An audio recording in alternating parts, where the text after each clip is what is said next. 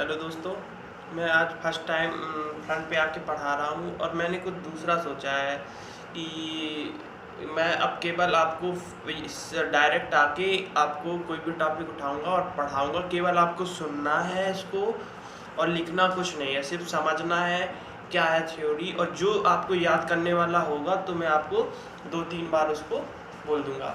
आज मैं आपको पॉलिटी पढ़ाने जा रहा हूँ और इसके लिए मैंने नोट्स भी बनाया है कि मुझे टू द पॉइंट क्या क्या बताना है, और आप इसको समझने के बाद में आपको पॉलिटी की थीम पता चल जाएगी कि मतलब क्या है वास्तव में, पॉलिटी क्या है।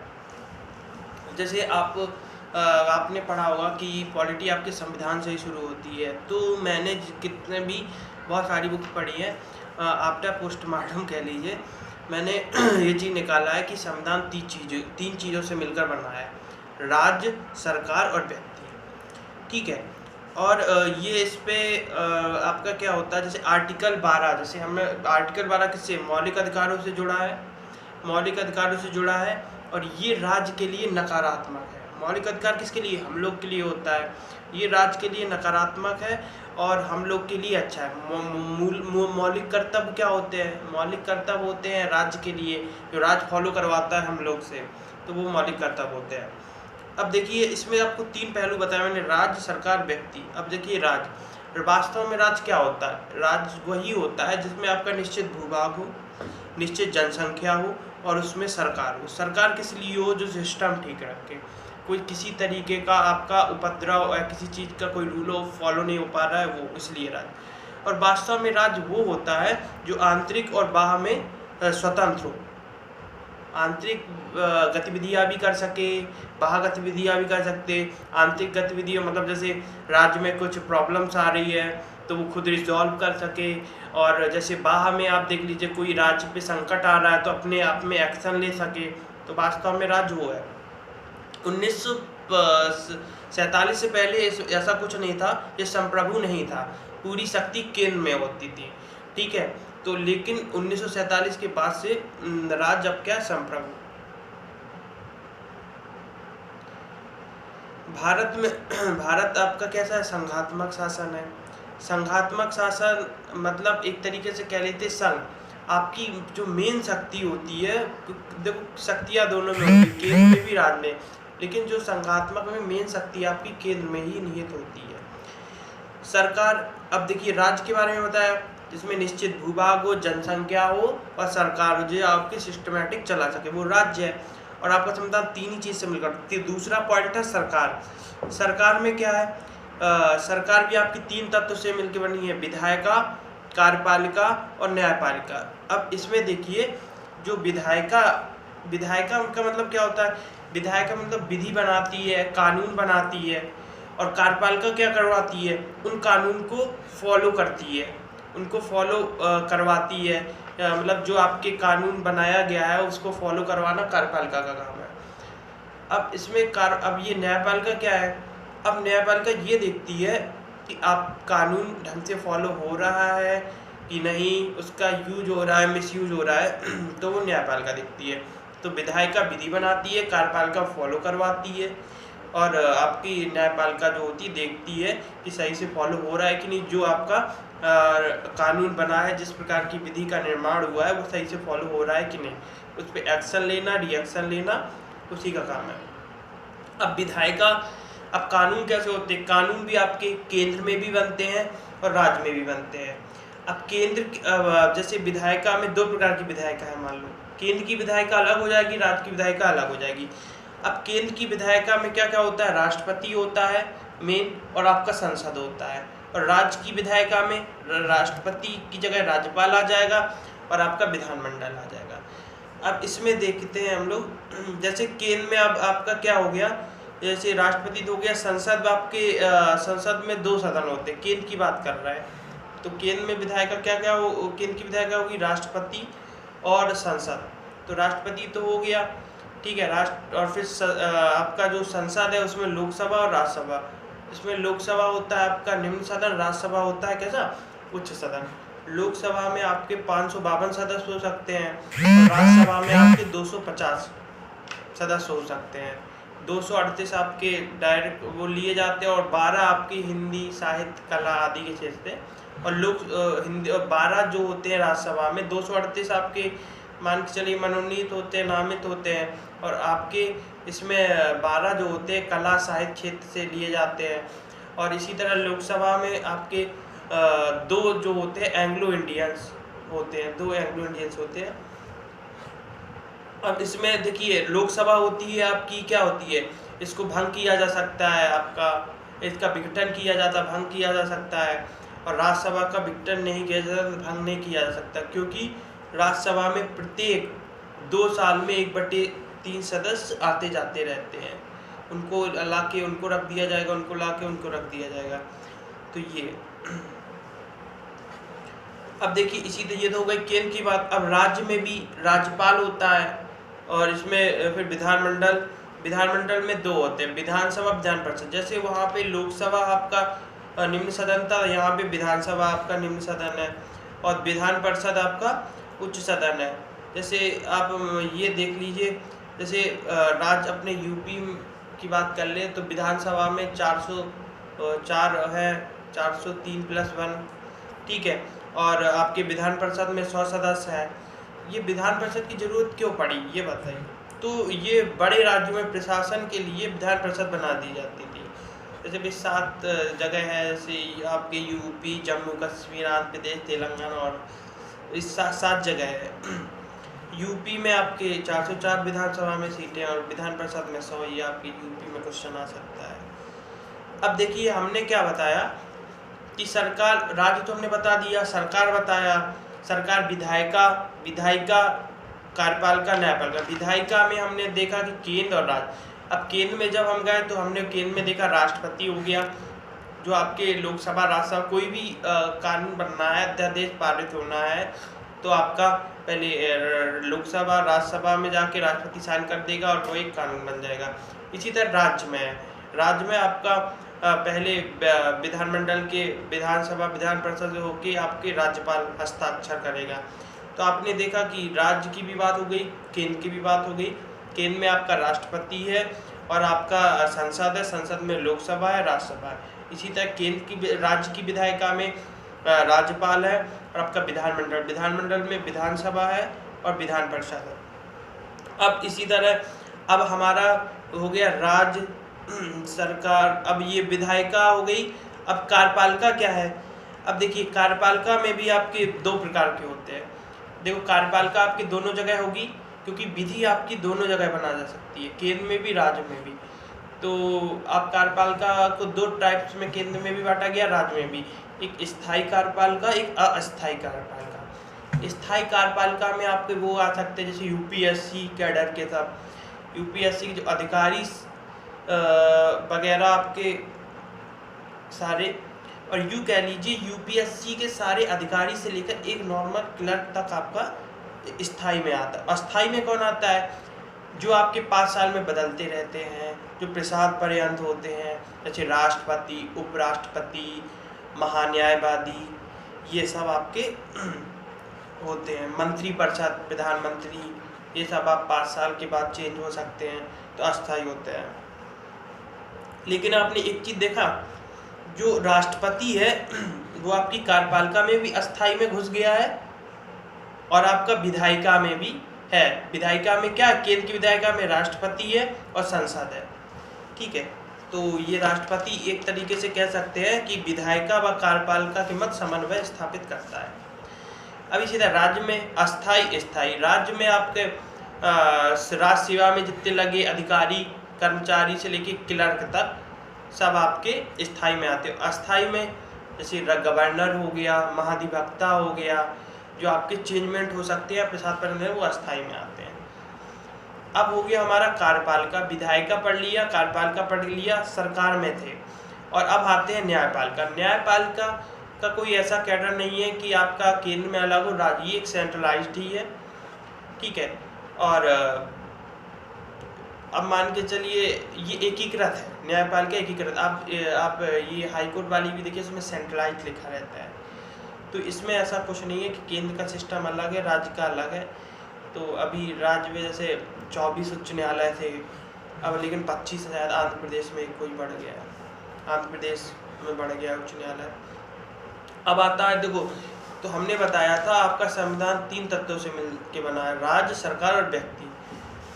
तीसरा पॉइंट आपका व्यक्ति ही है। व्यक्ति कैसे आ जाएगा? राज्य व सरकार किसके लिए काम करेगी? व्यक्ति के लिए। राज्य व सरकार का एम व्यक्ति के व्यक्तित्व का कल्याण करना ही है। अब ये अधिकार, कुछ आपको अधिकार देता है, ये व्यक्ति को राज्य और सरकार मिलके क्या देती है? अधिकार देती है, कुछ उत्तरदायित्व। अधिकार में जैसे मूल अधिकार देती है, जीवन जीने का अधिकार, शिक्षा का अधिकार, जितने भी अधिकार है आपके। और उत्तरदायित्व कहते मूल कर्तव्य, जैसे हमें अपनी संस्कृति का सम्मान करना चाहिए, ध्वज का सम्मान करना चाहिए, पर्यावरण की रक्षा करनी चाहिए, पेड़ पौधों की सुरक्षा, ये सब चीज़ें ये आपको कुछ उत्तरदायित्व के रूप में मूल कर्तव्य दिए गए हैं। जैसे आपको विचार निगम में बताता हूँ, कितने भाग कितने हैं, भाग जैसे 22 भाग है। जैसे मैं कुछ बताता हूँ, जैसे भाग फर्स्ट में हमारे राज्य के बारे में है, तो राज्य के बारे में बताएगा जो व्यक्ति के कल्याण के लिए है। नागरिकता भाग 2 में है, तो भी व्यक्ति के लिए है। भाग 3 में क्या है? मूल अधिकार है, मौलिक अधिकार, तो ये भी आपके व्यक्ति के लिए है।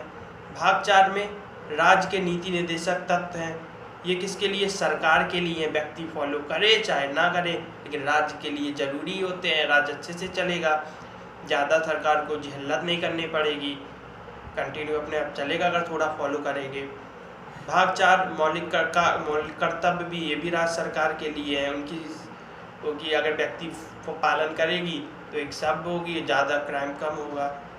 और भाग 5 केंद्र सरकार के लिए है, भाग 6 राज्य सरकार के लिए, भाग 7 केंद्र शासित प्रदेशों के लिए, और आगे भी इसी तरह देख लीजिएगा। सब आपका देखेंगे कि बस राज्य, सरकार और व्यक्ति की बात की ये पूरे संविधान में।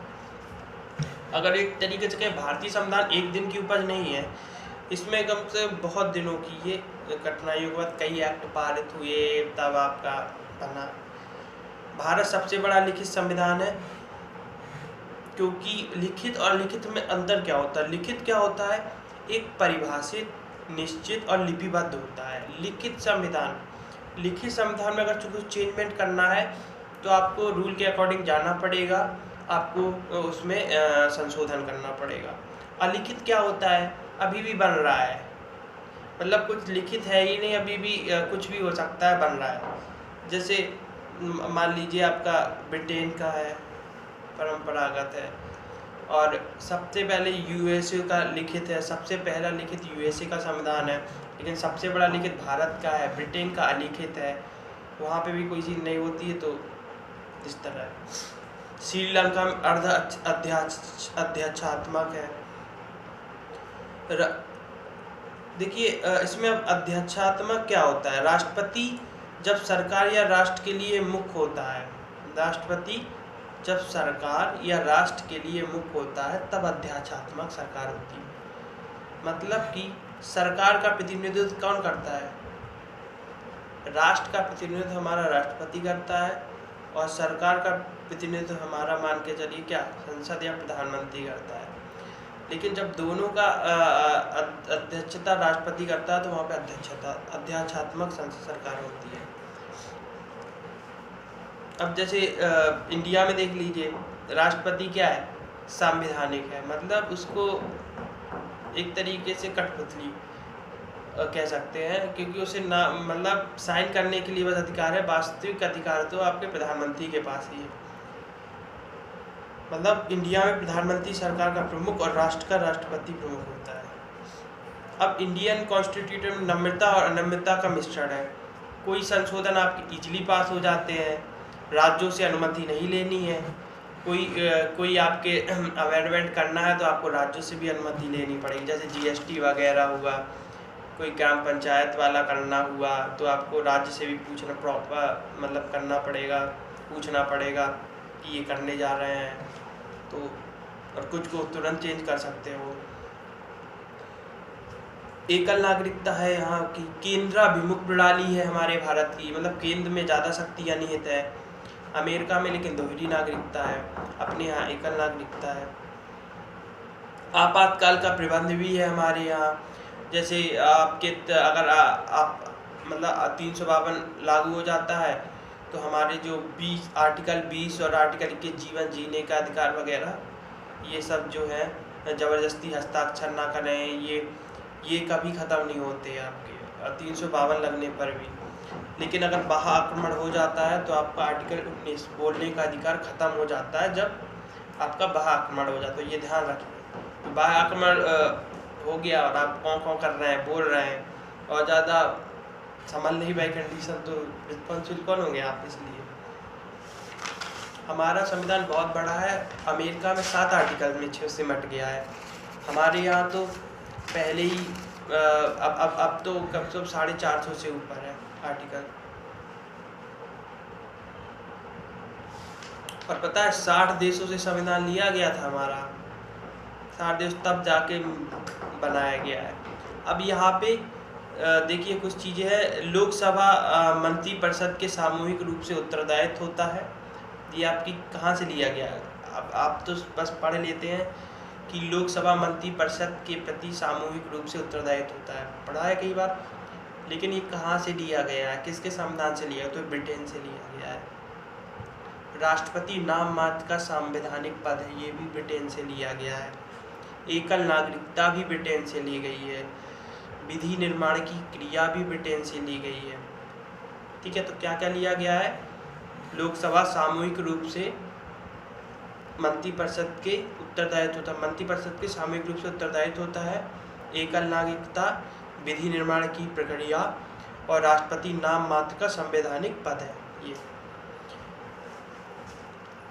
अब पूछा जाता है ये यूएसए से क्या लिया गया। यूएसए से न्यायिक पुनर्विलोकन की शक्ति, मतलब जैसे कोई आपका सुप्रीम कोर्ट ने कोई आदेश दिया, मतलब वो ठीक नहीं लग रहा है तो आपको फिर से पुनर्विलोकन कर सकते हैं, उस पर फिर से कोई आदेश, कोई कार्रवाई हो सकती है।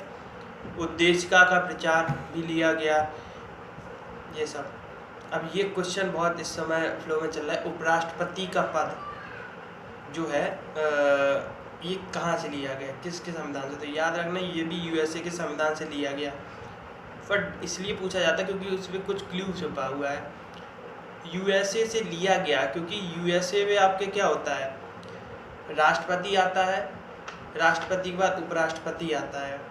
राष्ट्रपति मान के चलो 2 साल आपके उसने अपने पद पे रहा, कुछ अनहोनी हो गई तो 3 बार उपराष्ट्रपति रहेगा। लेकिन यहाँ भारत में ऐसा नहीं है, भारत में राष्ट्रपति तो आएगा, राष्ट्रपति के जाने के बाद उपराष्ट्रपति तो आएगा मात्र, लेकिन 6 महीने तक रहेगा, इसके बाद फिर राष्ट्रपति चुनाव होंगे।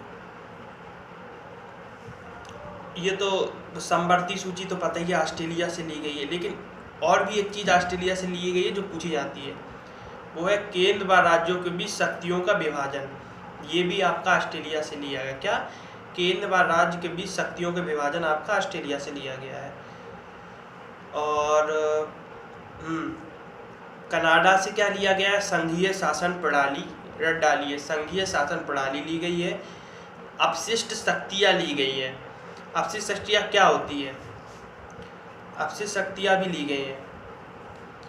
अपशिष्ट शक्तियाँ वे होती है इनका ना राज्य सूची में, ना केंद्र सूची में, ना समवर्ती सूची में वर्णन नहीं किया गया होता है, वो अपशिष्ट शक्तियाँ होती है। मूल कर्तव्य किससे लिए गए हैं, जो भाग 4 का में है, ये स्वर्ण सिंह समिति बनाई गई थी, उससे जोड़ा गया था। ये सोवियत संघ से या रूस से ली गए, सोवियत संघ लिखा आ जाए या रूस, दोनों एक ही है। गणतंत्रात्मक किससे लिया गया है, बंधुत्व, भाईचारा, ये सब फ्रांस से लिया गया है। ठीक है, तो ये कुछ हमने, अभी मैं केवल भूमिका बता रहा हूँ, ये आपको केवल थोड़ा समझा रहा हूँ क्या है आपका।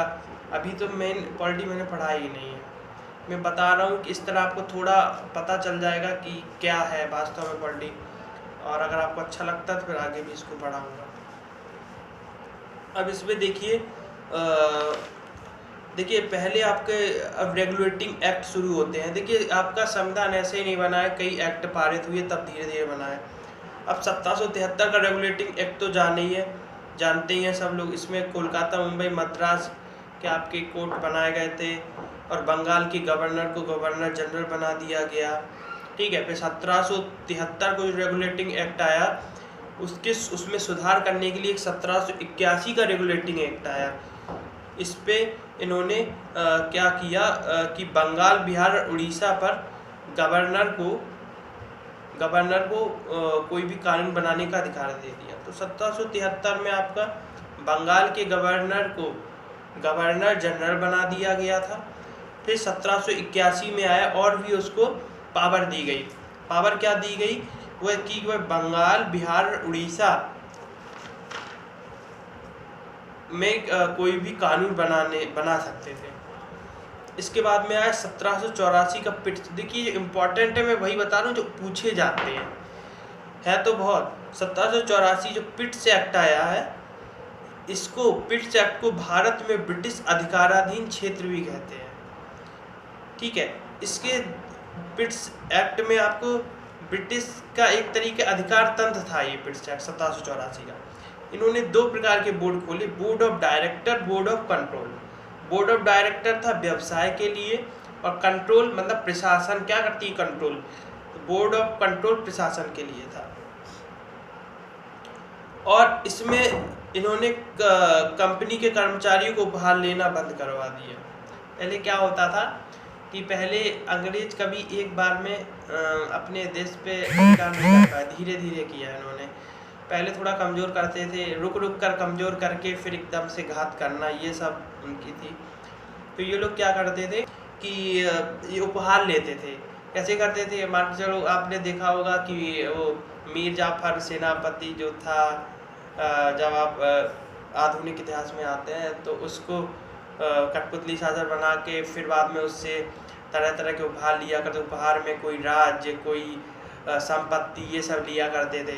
तो वो सब खत्म कर दिया गया। धीरे धीरे सुधार हो रहा है, संविधान होने के बाद सब सुधार हो जाएगा। इसके बाद में 1786 का एक्ट आता है।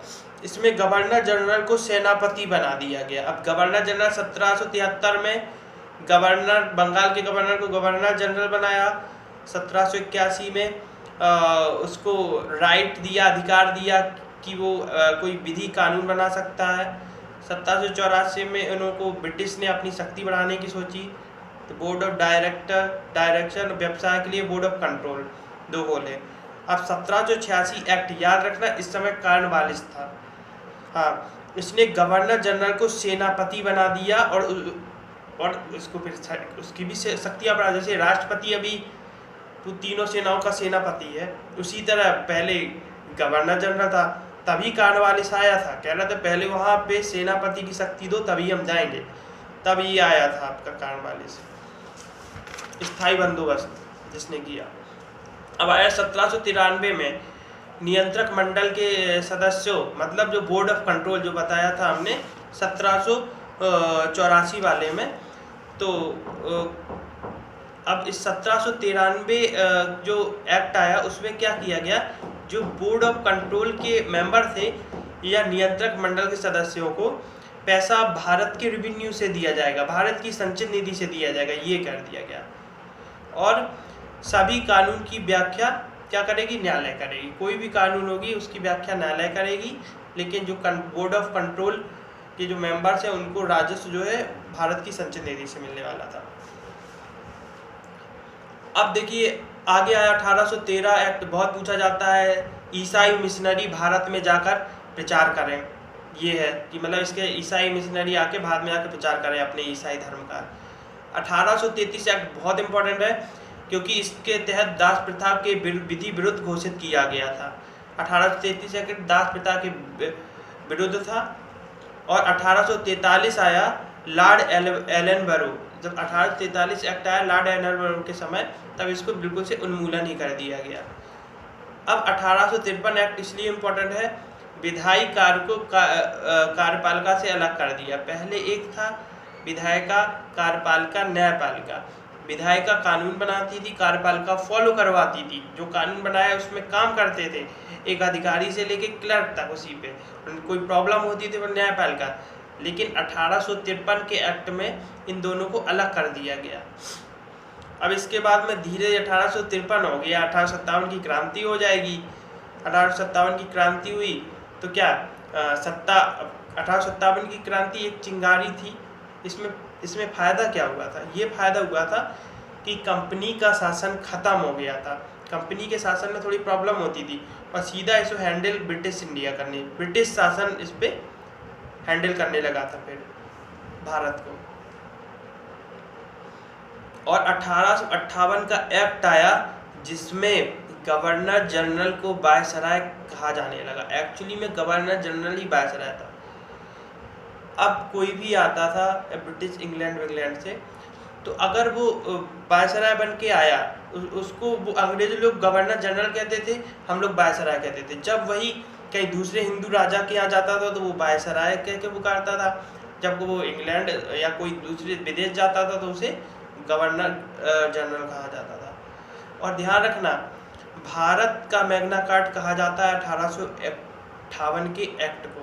ये पूछा जाता है भारत का मैग्ना कार्टा किस एक्ट को कहा जाता है, तो 1858 के एक्ट को। अब 1861 का एक्ट आया, इसमें मंत्रिमंडलीय प्रणाली की शुरुआत हुई। मंत्रिमंडलीय मतलब विकेंद्रीकरण का। अब मंत्रिमंडल 1861 इतना याद रखना है। 1873 एक्ट में ये बहुत अच्छा एक्ट था। 1873 का एक्ट है। इसमें कहा गया था कि कंपनी को कभी भी भंग किया जा सकता है। थोड़ा बहुत था भी उसका पावर, तो कहा गया इसको कभी भी भंग किया जा सकता है। ब्रिटिश शासन सीधे सीधे कर रहा है और 1884 में सही में भंग कर दिया। 1876 का एक्ट, इस पे 1876 एक्ट में शाही उपाधि दिए जाने लगी। जैसे महारानी विक्टोरिया को भारत की सामग्री घोषित कर दिया गया था 1876 के एक्ट में। उस समय लॉर्ड लिटन था, तो 1876 के एक्ट में आपका क्या शाही उपाधि मिलने लगी विक्टोरिया को, भारत की सामग्री। 1892 एक्ट बहुत इम्पोर्टेंट है क्योंकि इसमें क्या होता था, पहले भारतीय बजट जो बनता था उसमें कोई बहस या प्रश्न नहीं कर सकते थे। 1892 के एक्ट में भारतीय सबके साथ मिलके बजट पे कोई प्रॉब्लम है, बजट पे बहस कर सकते, प्रश्न कर सकते थे, लेकिन क्रॉस क्वेश्चन नहीं कर सकते थे। ये आपने क्यों किया? 1892 में केवल प्रश्न पूछ सकते थे और बजट के बारे में पूछ सकते थे कैसा बनाया है। अब आता है 1909 का एक्ट, जो सबको पता है, मार्ले मिंटो सुधार एक्ट कहते हैं। इसने पृथक निर्वाचक मंडल की शुरुआत की, मतलब हिंदुओं के लिए अलग, मुस्लिमों के लिए अलग। लेकिन ये सांप्रदायिकता का बीजारोपण था। यहीं से एक आपकी पाकिस्तान बनने की पहल हो रही है, भारत और पाकिस्तान। ये आपका एक सांप्रदायिकता का बीज ही है। और इस पे ही आपका देखिए, इसमें खुद कह रहा पृथक निर्वाचक मंडल, उनके लिए अलग निर्वाचन मंडल हो, हिंदुओं के अलग भी हो।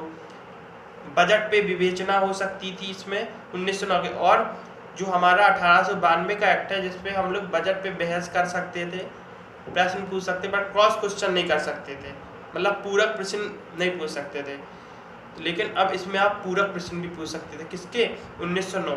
तो 1909 के एक्ट में केवल मार्ले मिंटो ही नहीं आया, आप पूरक प्रश्न भी पूछ सकते थे, बजट की विवेचना भी कर सकते थे, और कोई लोकहित के बारे में अगर कोई प्रश्न है तो वो भी कर सकते थे। अब आया 1919 का एक्ट, जिसे मॉन्टेस्क्यू चेम्सफोर्ड सुधार के नाम से जाना जाता है। द्वैध शासन, जो कि प्रांतों में द्वैध शासन था, बट गया, आरक्षित और क्या ये बट गया, ठीक है। अब आया, अब देखिए आगे आगे जाइए तो हम थोड़ा आपको बताते हैं। अब इसके बाद में जैसे 1927 का साइमन आयोग आया। साइमन आयोग 1927, साइमन आयोग का मेन मोटिव था कि 10 साल तक साइमन आयोग में जो आपके रूल रेगुलेशन बनाए गए, 10 साल बाद उसको चेंजमेंट किए जाएंगे, कुछ सुधार किया जाएगा। लेकिन 10 साल क्या बाद फिर 1928 में इसमें बना, फरवरी 1928 में। लेकिन उसमें साइमन आयोग में इंडियंस को ही नहीं लिया जा रहा था, फिर क्या, विद्रोह तो होना ही था। 3 फरवरी 1928 को विरोध हो गया इसका।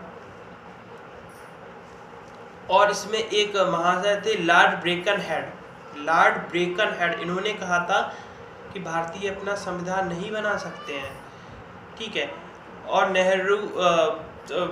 नेहरू जी को ये बात बुरी लग गई, तो फिर इन्होंने आपका ये जो कौन सा बना था आपका? साइमन कमीशन आपका 1928 में आया था। उन्होंने मांग रख ली औपनिवेशिक दर्जा दो इंडिया को।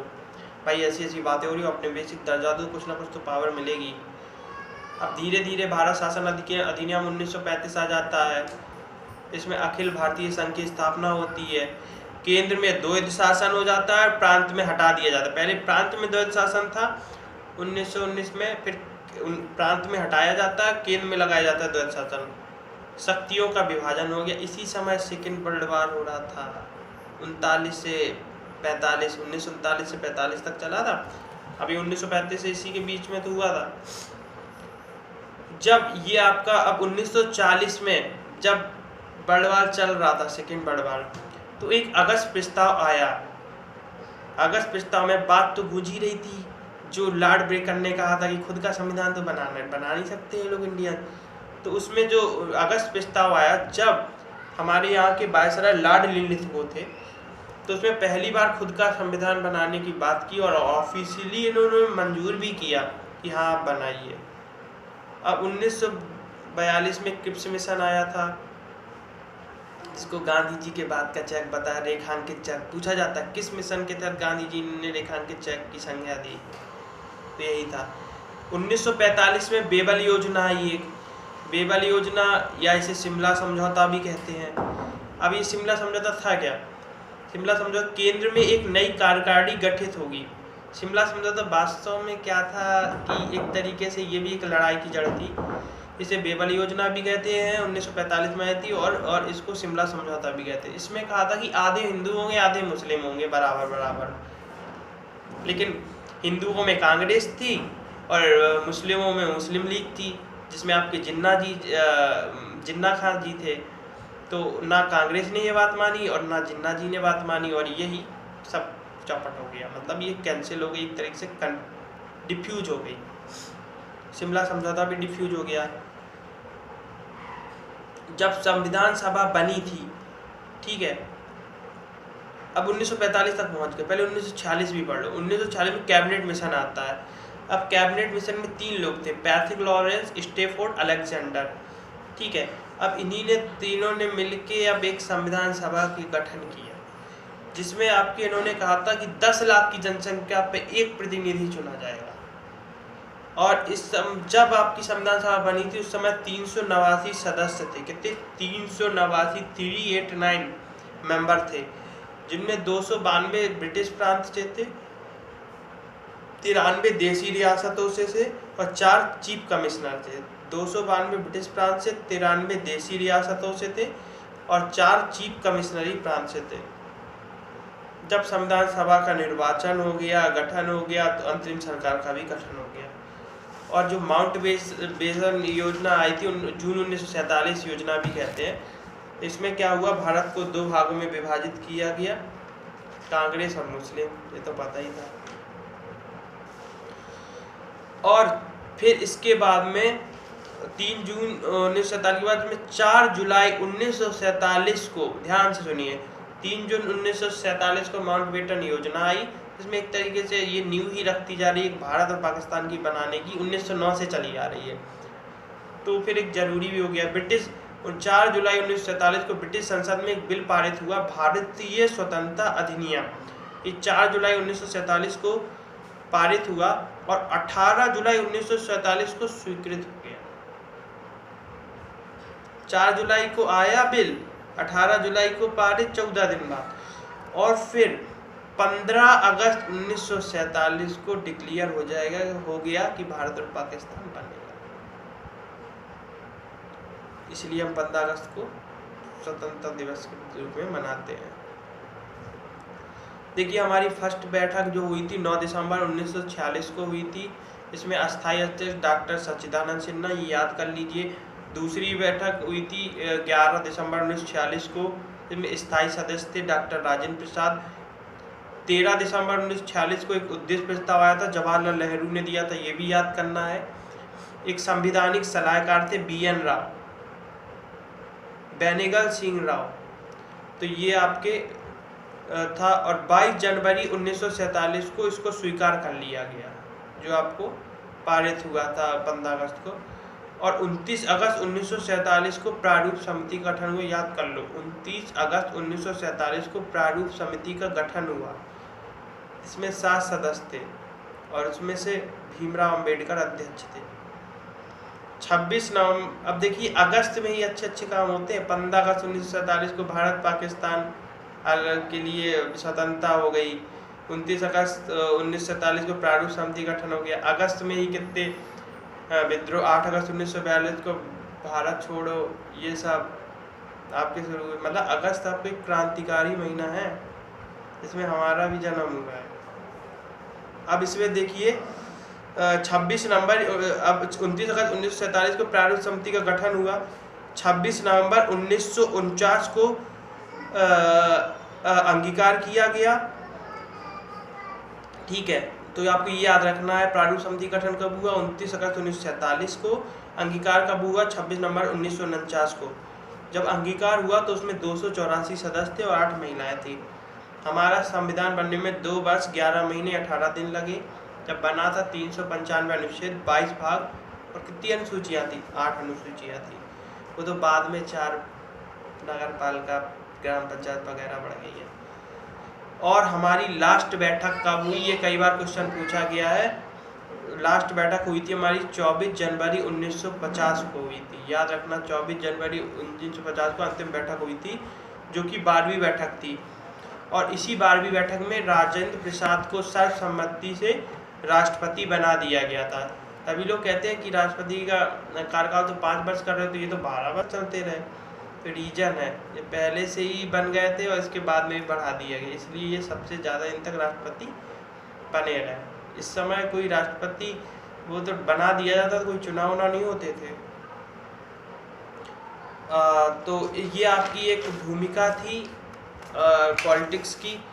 और इसके बाद मैं आपको वास्तव में शुरुआत करूँगा पॉलिटिक्स। ये अपनी थीम थी, इसको आप 2 बार सुनिए और थीम बनाइए। अगर आपको अच्छा लगता है तो मैं आगे भी बढ़ाऊँगा। और मैं इस अब आगे प्रस्तावना से शुरू करूँगा संविधान क्या है। Thank you.